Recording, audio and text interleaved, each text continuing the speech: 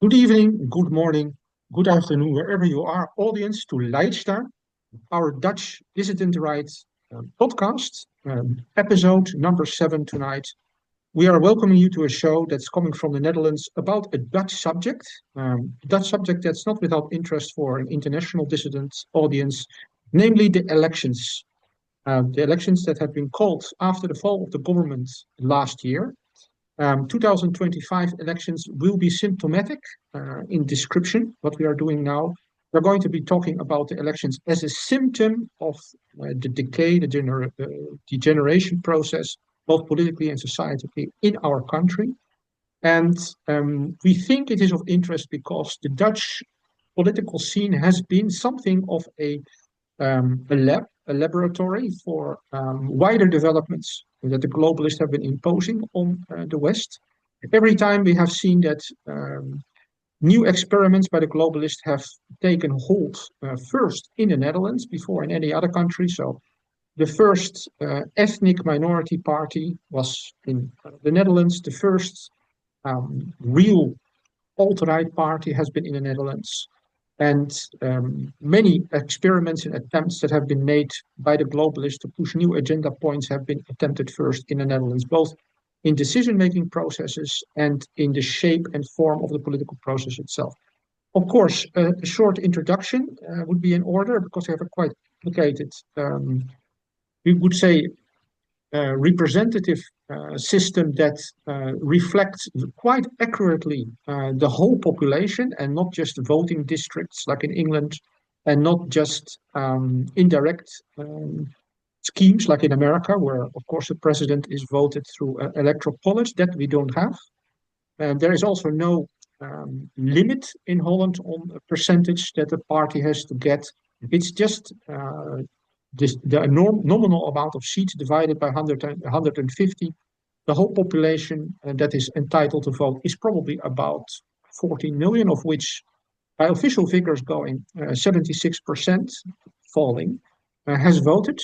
And the election results are more or less out, although a very important question remains, and that is who exactly is on number one. Perhaps the two parties that are heading in the polls now will have an equal amount of seats, but even if that's the case, the exact number of votes will count for the determining who is entitled to commence the government formation process. So even if both political parties that are equal now in terms of seats end up having a complete identical results in terms of parliamentary seats, they still will refer to, let's say, the small fraction, higher or lower, to determine who is going to take the initiative. That could be, in this case, the leader of the biggest party till now, till this election, which is the PVV, the Freedom Party of Geert Wilders. But it could also be the runner-up. It could be D66, which of course we will be referring to as 666, the party of, let's say, the Liberal Democrats, headed by Rob Jetten. So this is still open to interpretation. We do not yet know who is going to take the initiative, but more or less the results are clear. But an exact overview of the results and an interpretation I will leave to my colleague, who is hereby tasked because he has committed the grave sin of actually casting a vote. I will not, of course, commit the indiscretion of saying who he voted for, but he will be punished for his action by having to talk first in this show about what he thinks about the results that are out up to now. Sietse Bosman from Frisha coming to us. Please tell us something about your first impression of the election results. Well, the first thing that is quite remarkable is that when there's election day, then of course in the evening the stations where you can go to vote are opened in the evening because most of the people work during the day, and they close at 9 o'clock. And at 8 minutes past 9, the announcement was already made that D66 was the largest party, which is of course another impossibility. So this is a very strange phenomenon, and this is well, even though, as you mentioned, I voted just as a goof, just because I hate the system. I just wanted to, like a goof, just being silly and to completely not take the system serious and cast a vote, just to see what it's like, among ordinary people. And so. Uh, what I was trying to say, I lost my train of thought for a moment here. But anyway, yeah, I think it's You said very, about the timing, right? yeah, I think it's extremely conspicuous that that such an announcement was made so early because there is a journalist in the Netherlands who calls himself the Dutch Digger.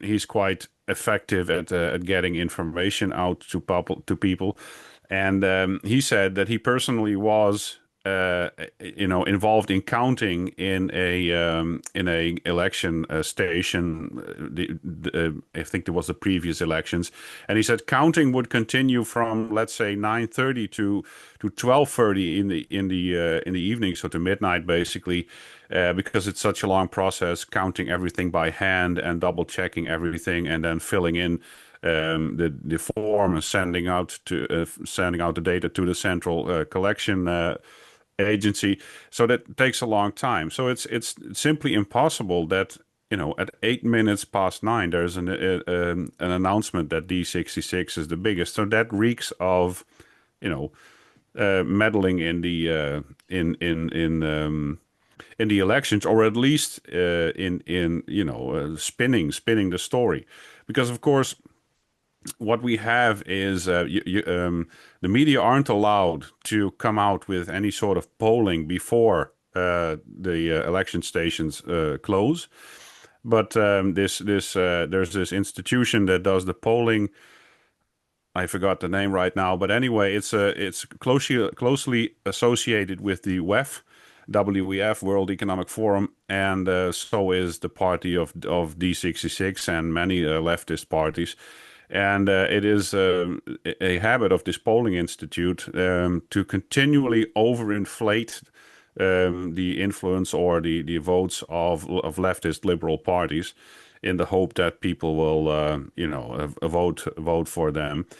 And another thing that has been quite remarkable is that Rob Jetten, who was basically the most important person for D66, was in a Dutch gaming show called The Slimste Mens. So that would translate to the smartest human being.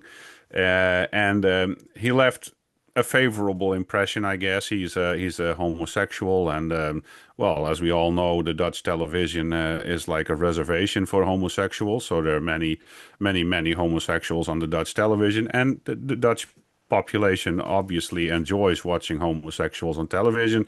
So he was well received, and he was nice, and left a good impression.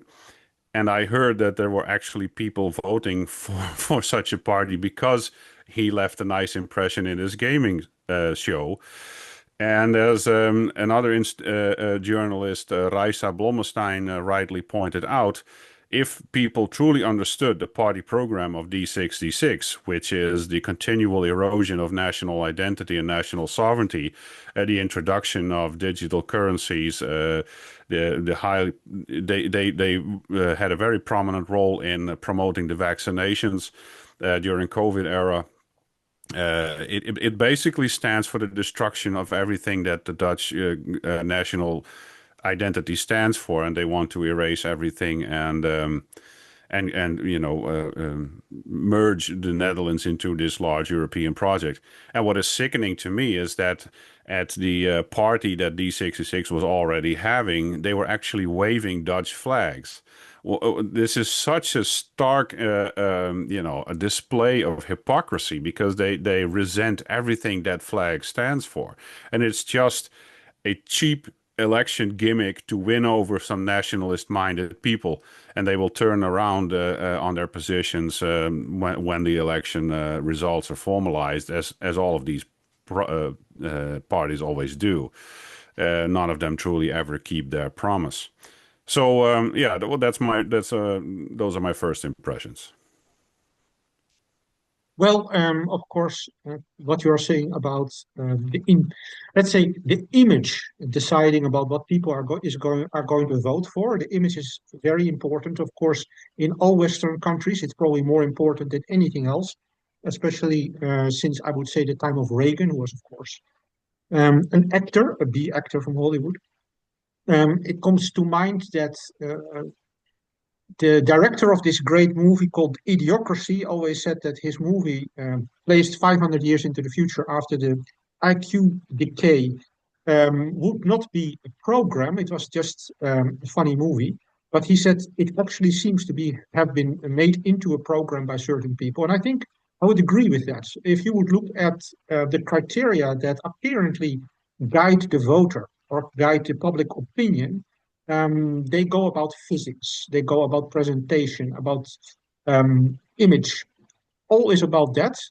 And of course, comes to mind the character in that movie, Idiocracy, of Dwayne Camacho, who was the president shooting the machine gun in the House of Representatives or the Senate in the United States, and who was, of course, voted in on certain physical attributes. I will not specify them. In any case, here we now will switch to the comment of our colleague Hans Vogel, who is joining us from Italy, who is the furthest removed from this whole spectacle in the Netherlands and who has not committed the sin of voting and who has headed our team in writing an article that people can find on all of our Substacks about the election process, about democracy as we know it in the West in general. And Hans, I would like your perspective as, let's say, an outsider, talking from outside the Netherlands and observing this process from afar. What's your first impression about significance of these elections this year? Well, I think since I can never resist the temptation to look a bit into history because it's my profession. I've always been well, I'm a historian, and I think it's good to look back about 25 years and look at the rightist movement in the Netherlands and how it culminated in Pim Fortuyn as the leader of the rightist movement, and who was set by everybody who knew anything about the process and about politics, who was sort of the guaranteed winner of the elections in 2002. He was set to be to win about at least one third of the votes, from nothing to one third of the votes. It would be a landslide, the biggest landslide ever to be seen in the Netherlands. And he was so popular. He said sensible things, and he was also critical about immigration. He said the Netherlands should close the borders and should be more nationalist, or more of a national state and not a European satrapy. And he also was openly homosexual, so he could not be blackmailed, which is also very important. Nobody could blackmail him, and he was very open about it. But he was he didn't publicly display his homosexuality, his gayness, which Jetten, the leader of the guy who won, or the co-winner of the elections today or yesterday, is he is like in his mannerisms and in his way of speaking, he is so much a homosexual, whereas Fortuyn was not. He was a man, and he happened to be gay. And I think he was very popular for this reason also. People forgave him that he was gay, and he was so popular, and he was killed by the government, obviously. And they got this fall guy to sit in jail for about 10 years. Now he's liberated again. So he was killed by the government because he was too much of a danger.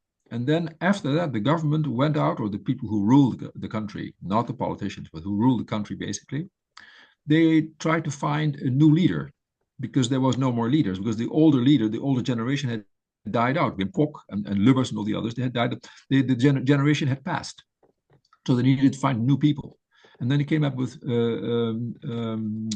this guy, what's it, from the Protestant party, with the B, I think, my memory. Balkenende, Yes. yes. And he was the antithesis of Fortuyn. He was not charismatic. Fortuyn was very charismatic. He was anti-charismatic, and sort of the people who ruled the Netherlands hoped that he would be able to take the place that had been vacated by Fortuyn, against his will, of course. But he proved to be a failure. Then they found Rutte, and Rutte became he was malleable. He was also latently gay. He lies about his sexuality. He has no spine. He has the spinal column about the same consistency of a chocolate eclair, as Teddy Roosevelt would say. And he also is a psychopath. And that's the kind of person they need. He was, for 14 years, he was the longest sitting prime minister in the Netherlands. Now he's gone. He's become Gensec of NATO. And now they're trying to find another person to fill that role, because Rutte has left a sort of an open space, a vacancy. And that's why they put in the head of the Secret Service as as prime minister the last time, Dick Schoof. But now they have built up this guy from D66, Rob Jetten, who has now been judged to be fit to fill the shoes, to step in the shoes that Rutte has left. He is going to be the new prime minister, I think. He has no spine. He's a psychopath. He's an idiot. He's malleable. He does everything that he's been told. He's absolutely stupid. And he advertises. He publicly shows he's stupid. Although he was starring in a program called the smartest individual, the smartest human.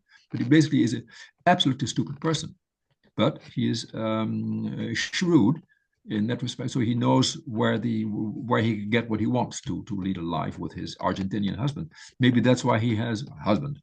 Maybe also that's the reason why he has been given an Argentinian husband, because it fortifies the link between the Netherlands and Argentina through Princess or Queen Maxima, the wife of the king, and Argentina, which is now also firmly in the American camp under Milei. So it's all these things sort of crossed my mind as I was reading the results or listening to the results of the elections. That's my view on what's happening now. So I think it's all cooked up, all engineered.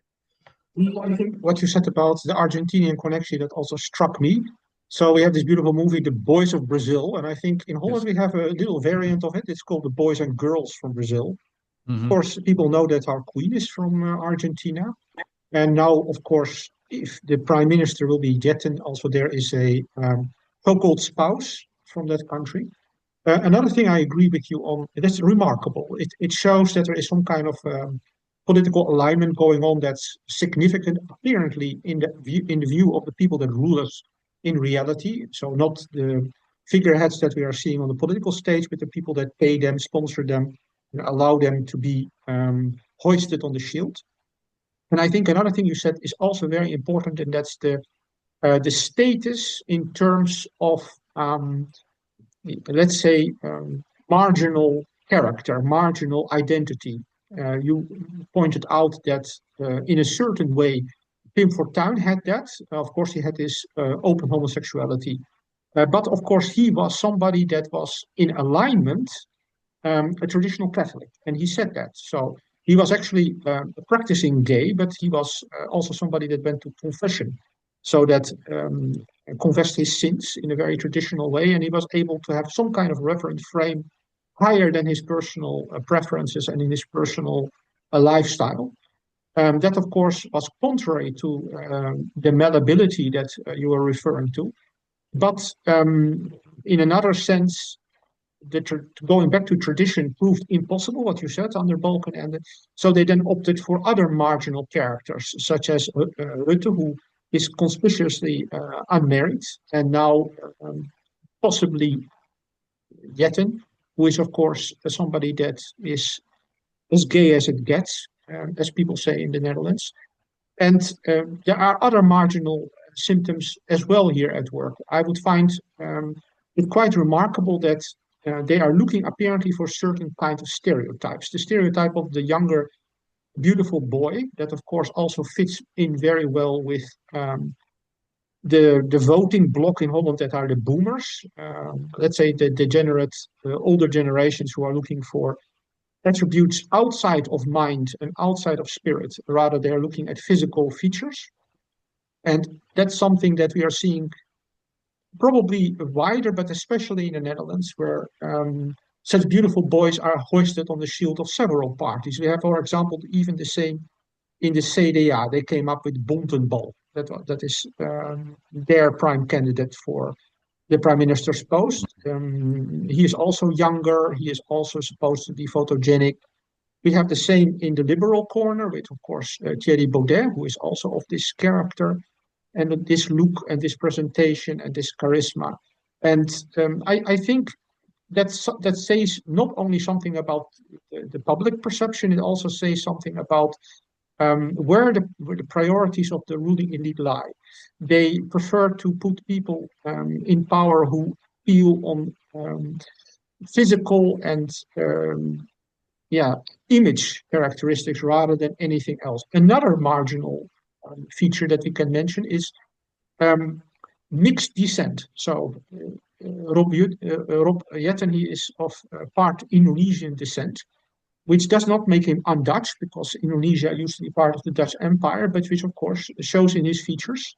And that's something that we can also find in other people that are in positions of influence in Holland in politics, such as Geert Wilders, who has a part Indonesian background, and Baudet as well. This is important in this sense that, of course, there is a certain psychological factor at work, because it used to be like this, that colonials, we call them colonials in the Dutch common language, these colonials, they tend to be more Dutch than the Dutch, more conservative, more traditional in many ways. But that is, of course, not something that is necessarily reflected in this case in Rob Jetten, who is apparently completely the opposite of that colonial stereotype. Every Dutch person knows that, for example, older Surinamese Dutch or older Indonesian Dutch tend to vote very conservatively. They tend to emphasize traditional values, the independence of the country, and they are attached to the flag and Dutch symbols much more than many Dutch people are. But in the case of Rob Jetten, there seems to be this purposeful inversion of that. Somebody that still appeals to that image of the colonial boy who made it, but who has a completely open mind to the globalist agenda, to the anti-traditionalist agenda. I found this an interesting phenomenon as well. But going back to you, Sietse, so you have been observing the elections from close up in Frisia. And of course, Frisia is always something of a little bit of an aberration in Holland. It's a rural area. It's an area where there is less what we call omvolking, so less ethnic replacement. And perhaps the mood is somewhat different than the places where the majority of the electorate is located, namely the Randstad, the West, the cities. What did you observe around the election process this time in your home country, your home region, Frisia? Well, in the previous elections, and it looks like this year again, the rural areas tend to vote much more for PVV or Forum or a Christian party, so reasonably conservative or at least anti-immigration and more freedom for farmers to do their work, basically. And you see that the very clear distinction, I believe it was last year, or at least the previous elections, where virtually all of the province of Groningen voted PVV majority, and only the city voted Green Left. And this is a very broad distinction that we can make between rural areas and between built-up areas, between the Randstad and city areas. And it is at once one of the biggest disadvantages of democracy, because numerically cities are, of course, have much more voting power than rural areas, yet they have diametrically opposed interests, cities versus rural areas. Um, City people have no idea what rural life really is about. And conversely, rural people have very little notion about what city life is about, and they have very different needs and distinctions. And they also keep separate from each other if it is at all possible. Rural people do not like to go to the city because it's too busy and full of foreign people and like our own capital is Amsterdam is completely alien to the average person from the province, because there isn't any Dutch spoken anymore, and if you want a glass of beer, you're going to have to order in English. So and this trend continues this year. I think there were preliminary results have been made, by poll institutions that say that PVV is again the largest party in the rural areas, or the Christian CDA, which stands for Christian Democratic Appeal or Appel, which is very strange to me, because what level of Christian identity remains to a party like the CDA completely baffles me. So why, as a Christian, would you vote for a party that is okay with all this transgenderism and with the influx of all kinds of immigration, with basically the destruction of the farmers?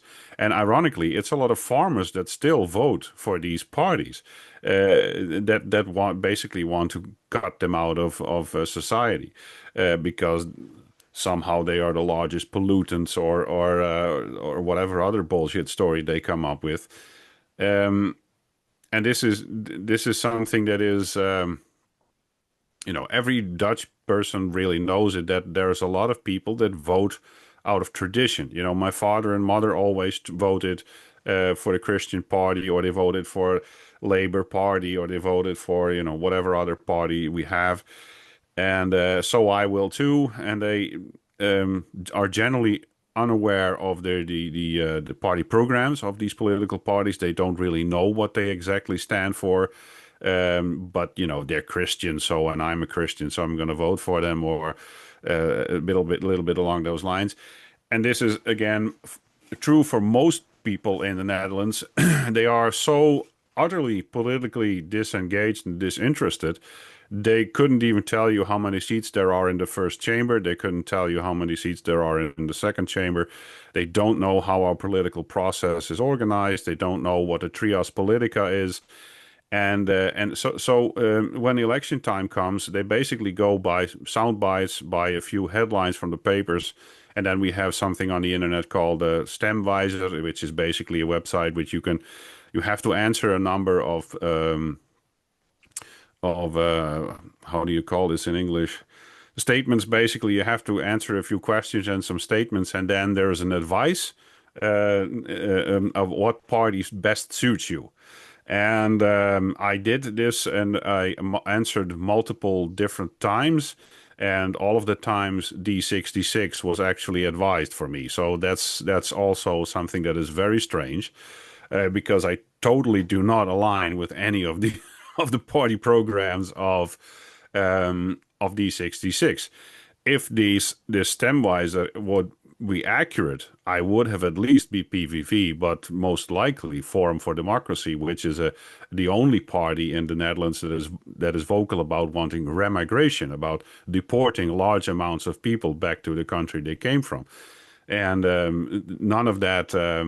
In fact, in the Stemwijzer, there's very little attention to right-wing issues, basically immigration or tax reduction or national sovereignty. So it's highly colored, and all of this disinterested people or politically illiterate people rely on these sources to come up with an advice to vote. And that's why, it's one of the 1,000 reasons why I utterly despise democracy. It's rotten from the bottom up, and there's no fixing it anymore. No, you read. Well, except that, of course, it is very important to hear add my voice to what you said, that people vote for traditionally in Holland. So the Dutch native population votes like it goes to church. It goes from tradition. It goes on tradition. It sticks to slogans and parties and images that they know. And this is a quite innocent process, but it has to do a lot with, I would say, virtue signaling. So signaling that you belong to a certain group. Like a Catholic goes to church, Catholic is a member of a Catholic trade union, and he votes for a Catholic party. So this kind of a habit is ingrained in the Dutch, which is the Dutch are very divided by religion on the religious lines, and I think some of that has spilled over into the political arena immediately once parliamentary democracy was introduced, and it still stays that way. And this does not mean that the content of these parties is the same as it was before. It merely means that the slogans and the associations and the pictures and the images, they remain the same. And I think this is very important for people to understand, because in other countries, this phenomenon of many parties representing quite small population is not the norm. In the Netherlands, it is. But except for this, I think there is also something that we have to say about D66 for the public here. We're speaking for international audience. So D66 means literally Democrats 66. They were founded in 1966. Many people think it was founded on the initiative of the Dutch intelligence services, but of course there is no proof for that. It played a marginal role for a very long time. It probably was involved of setting the tone, of setting the fashion, of setting progressive ideals for a very long time, but it has morphed. As I said, it has also lost its liberal signature. For example, its signature program points were elected mayors and a referendum. It has already dropped a long time ago. What remains is the slogan. It remains is the image of the progressive party, even although it's not. And the reason it does well is because it has successfully rebranded itself according to the, let's say, open society model. Open society, of course, being the organization of George Soros, which has promoted indirectly a movement called Volt, which is a pan-European, so-called pan-European political initiative. There are Volt parties in many European countries. There is also one in the Netherlands. And the Volt party here says, yeah, they said about themselves, we are only getting one seat probably, due to a very simple thing. We already have a Volt party in the Netherlands, namely D66. So the D66 party is the globalist party par excellence in Europe. It is the pro-Europe, the pro-NATO, the pro-Schengen, the pro-Euro party. And I think this is symptomatic, I think, for larger political developments in Europe, because the European crisis, as everybody knows, is deepening. The political establishment in Europe it sees its power slipping by, its credibility slipping by, and it needs to reassure itself, and it needs to reassure its position. And of course, the Dutch parliamentary elections here function as a kind of a canary in the coal mine for them. They need to make themselves feel good. They need to shore up their image, and a win for a European party like D66, it's something that will increase the globalist, the EU elite, probably internationally. So throughout the whole Europe, the whole European project will be a little bit stronger by this supposed win. Now, I just refer to 666, because if you turn a D around, you have a 6. And it's quite remarkable that this kind of symbolism has been used in the Netherlands again in the form of the BBB party, which attempted to take away the malcontents, the political malcontents in Europe, especially the rural malcontents, uniting them in a so-called burger, which is a civilian, and boeren, that is a peasant party. BBB, just read it as numbers and you get the same result as with 66. It's, I think, not something that we should entirely discount. It is not the first time that these kind of symbols have been shoved down the throats of the European peoples as a kind of a hidden signature of what direction we are taking. And that direction under D66 leadership will be quite extreme. I think it's going to, let's say, what you call in German, Flucht nach vorne, so the flight forward. I think the European elite and the globalist elite is in a kind of panic. It needs to establish its power, and I think the D66 win does a lot for that. That does not mean that I consider the election results legitimate in no way, but I do consider them symptomatic, and in that sense, I find them very interesting. But perhaps you have more to say about that, Hans. What's your take? Well, I agree completely, but we haven't been saying, well, none of us has said so far outright, but the entire election process in the Netherlands is a fake. It's a sham. I think we've talked about it before, and I wrote about it, that the Italian, my former colleague Antonio Annino, who studied elections in Latin America, said that elections should not be seen as a process of democracy or a democratic sort of event, but as you also intimated, as a civilian ceremony during which people, in this case in the Netherlands, of different persuasions, political persuasions, it's an opportunity for them to affirm who they are and to rekindle their interest in the national project, and to reconfirm their ties with other people who are in the same political group. Okay, and that's the symbolism. So you vote, you cast your vote for such and such a party, you go home and you talk with your family and friends, and they also confirm they have voted for the same party. This reinforces social ties within the society, the pillarization of which is a typically Dutch but also Belgian sort of phenomenon.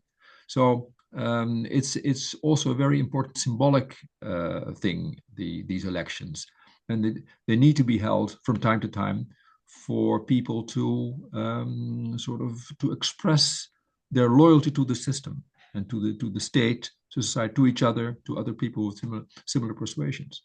That's what elections are for. And the democratic content that's nothing. There's no democracy, because, as Stalin used to say, or attributed to Stalin, those who decide about elections are the guys who count the votes and not the voters. So what happens to your vote is decided by other people, and not by not by you, not by the voter. So the entire process is a sham. It's a joke. And people do not see that, because everything, the politicians and the press, experts and other people who talk, and historians and everything, and the sociologists and political scientists, they reinforce this idea that it's a democratic thing, but it has nothing to do with democracy. That's what I wanted to add. So I'm very cynical in this respect. Well, I think you're right that the pillarization is very important. I alluded to that. So we have many different churches in the Netherlands, especially in the north, which is split over, I don't know, more than 15 or 20 Protestant sects.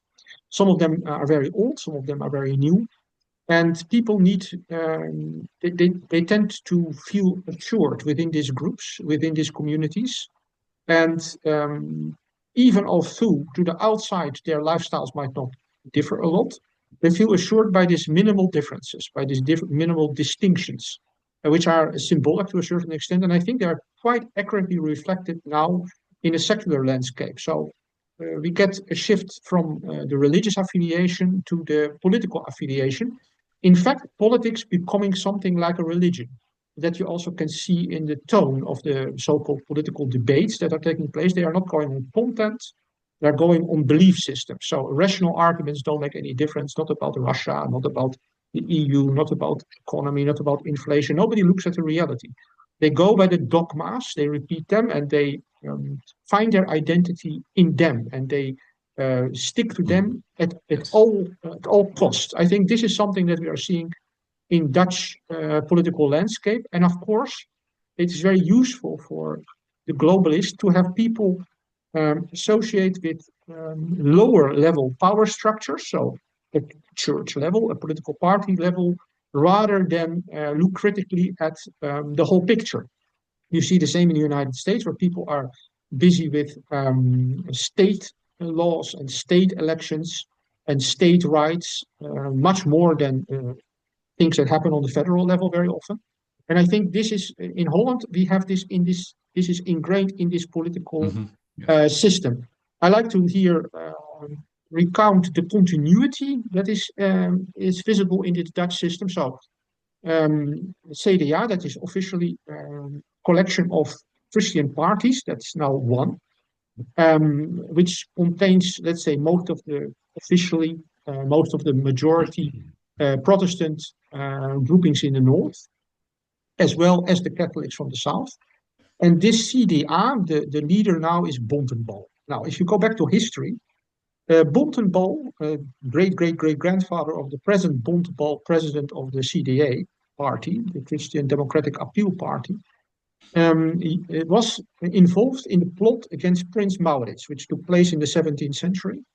There was a political divide between, let's say, Orangist, centralist power, and provincialist power, reflected in a religious debate. The Armenians, is it the Gomerians, for people who are interested in that?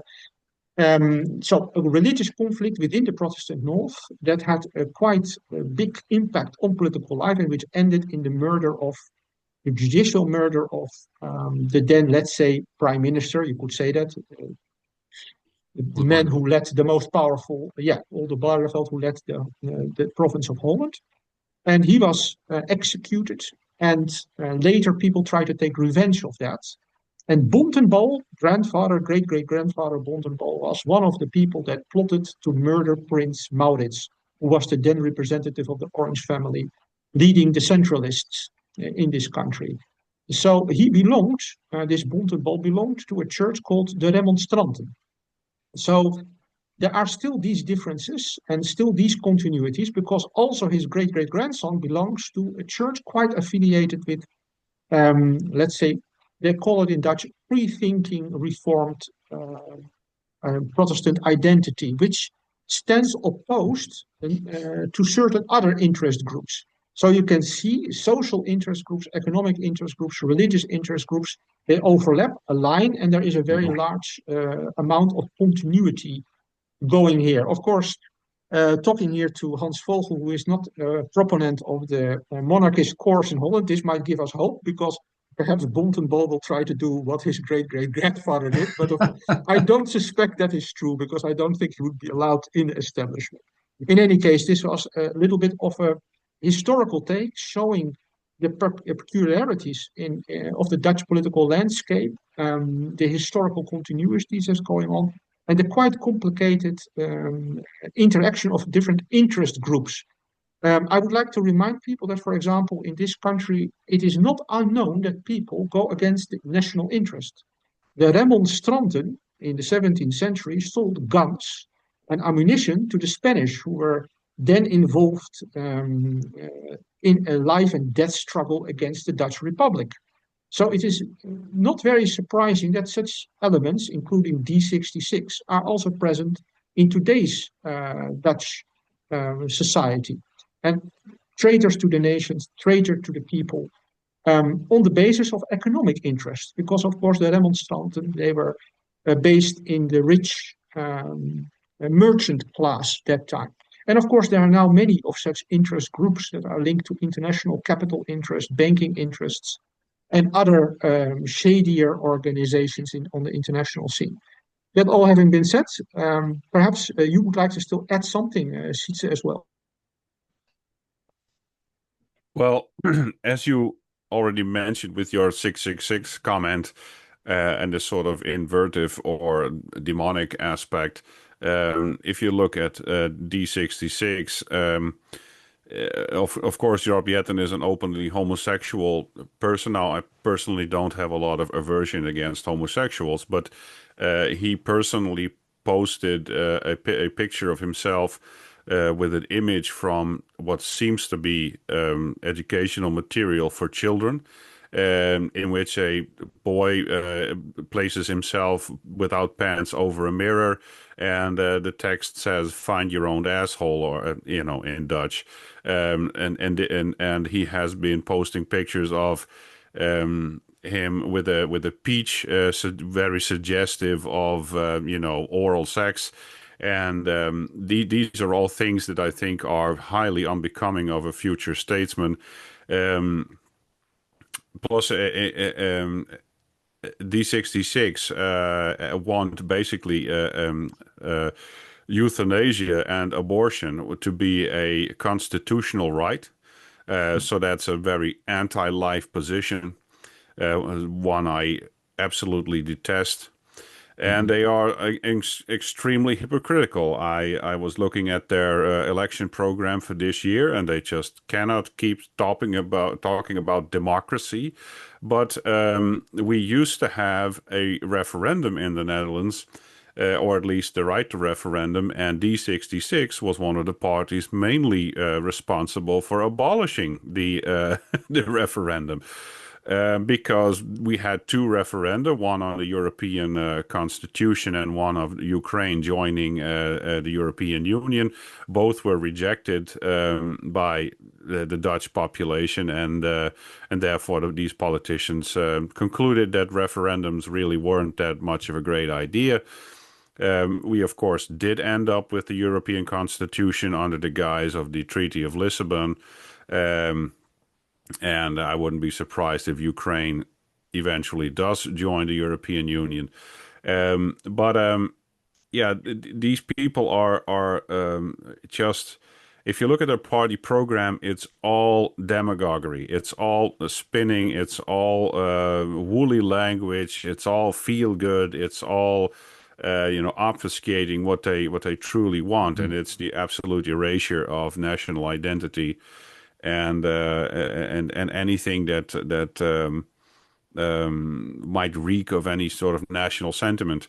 So, yeah, I think it's important that people understand what these people are, and also that it is quite remarkable that a man that has displayed such utter stupidity like Rob Yetten, this is a man, for instance, who was on public television saying that nitrogen, if you have too much of it, lays on the landscape as a suffocating blanket, killing everything. He also questioned how you would power households with nuclear energy. And he continually makes one stupid, uninformed comment after another. And still these people get votes. It's just mysterious and very strange.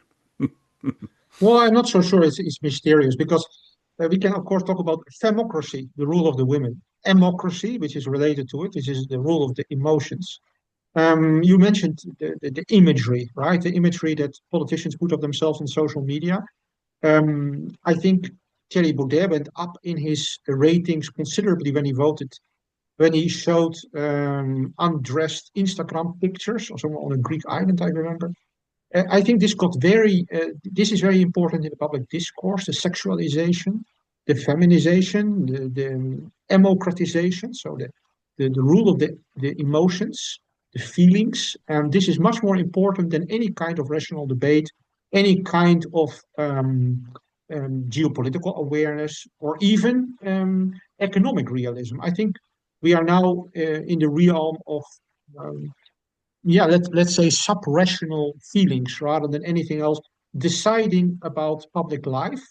And I think the alignment of the public with a larger scheme of the globalist, it goes on the basis of the sub-rational level. It's not just manipulated, it also is the state, if you would call it in ancient words, of collective sin in which the nation has fallen.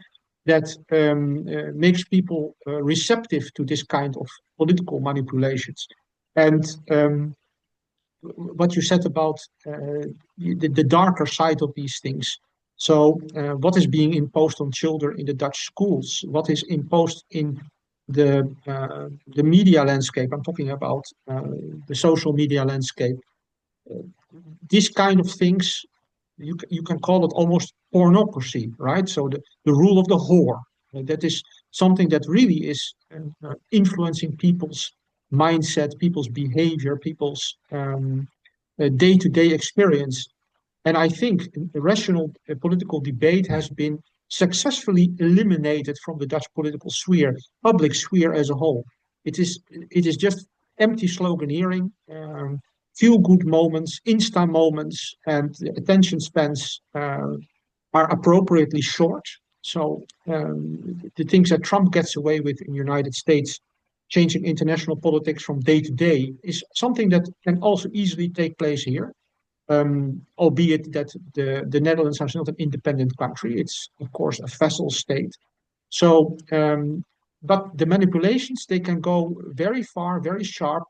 And there is definitely let's say, an anti-traditional, an anti-religious, and an anti-moral aspect to all of this, which is, of course, represented by these politicians like Rob Jetten, but which I think all the other parties, all the so-called conservative parties or nationalist parties and all cater to. They accept it. They are willing to, for example, Dutch politicians are willing to speak on the same level in a debate, political debate on television, with a person that has two nationalities. That should never stand for the Dutch national parliament, let alone government. They are willing to speak. A man of an older age who is well educated is willing to speak to a woman who shouldn't be standing there at all, who knows nothing. There is no sense of proportion, no sense of distinction, and no sense of tradition. And I think this theater that we are living in Holland is a little bit more caricature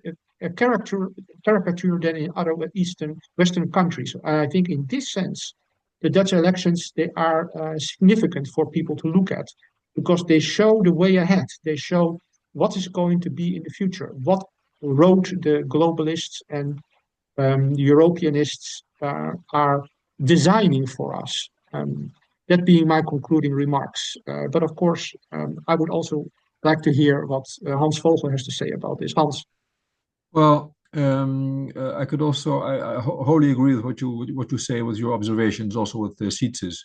So it's quite boring that I agree with you and that we all agree. But it is good to underline perhaps that some basic data that few people realize and that underlie the entire political debate and the goings on in the Netherlands and in Europe as well, which is that 80% of all legislation, all rules, all regulations is made in Brussels, and not by politicians, but by advisors, lawyers, NGOs who write entire legislations, who then pass it to the European Commission. They give their stamp of approval. Then it is ran through Parliament, and that's how Europe is being ruled. It's 80% is all of it comes from Brussels. National parliaments, national governments have no power. Maybe Macron, because he's or Micron, as Medvedev said, or the Merz, because they're the boss in a bigger country with a bigger economy. They make some noises here and there, but they're not taken seriously. Nobody takes. I think the German Minister of Foreign Affairs had to renounce to call off his trip to China because the Chinese didn't have time to meet him. I mean, so the European national states have no significance anymore. There's just a flag, and there's your passport, but that's it.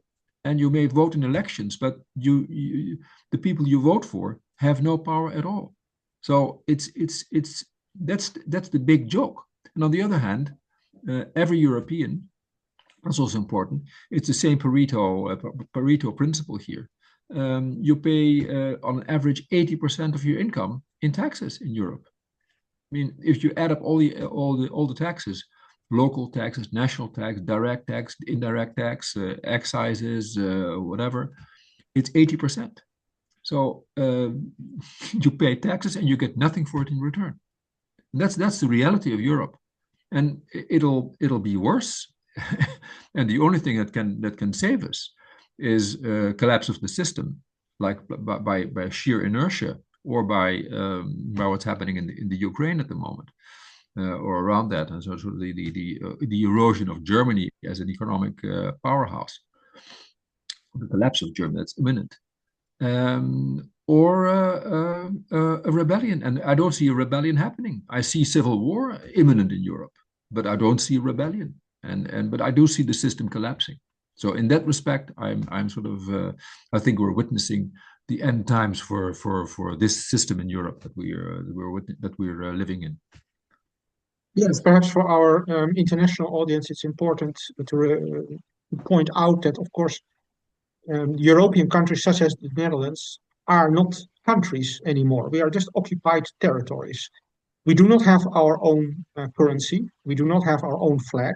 As far as we have it, it hangs on the same level in every office building with another flag, the European flag.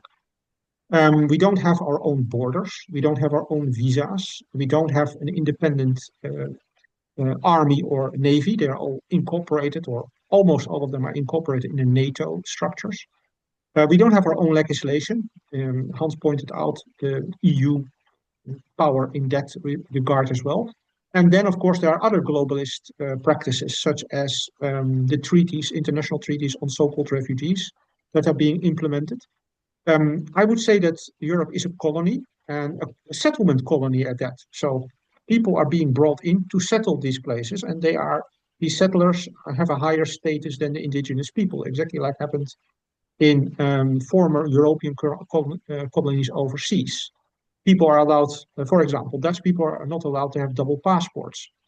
Foreigners who come into the country, get the Dutch nationality, are allowed to keep their old passport. Similarly, they get priority on the housing market. They get priority in terms of fund allocation, of job opportunities, and so on. So this is a inverse colonizing project. You can easily say that. And I think the whole entire election process in countries like the Netherlands is not only a sham, technically speaking, it's also a sham in the sense that you are voting for a powerless local tribal council level parliament that has no say whatsoever in, let's say, real political terms. But at the same time, I would agree with Hans Vogel, because there is hope here. This system in final analysis is only kept up by force. It's only kept up by eliminating real local resistance, such as Pim Fortuyn, who was killed, and by keeping out, let's say, outside forces that could liberate these colonies. I think we might be reaching the point at which the imperial overstretch is going to tell on our overlords. They might simply be physically, kinetically unable to keep their colony under their thumb, irrespective of what happens, of how cowed the local population is, how cowardly the local population is. The same happened in many European overseas colonies. Most of them became independent not because they were violently overthrown by indigenous freedom fighters.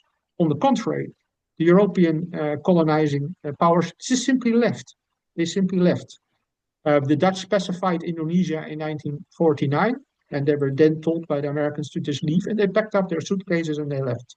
The same happened in other European countries.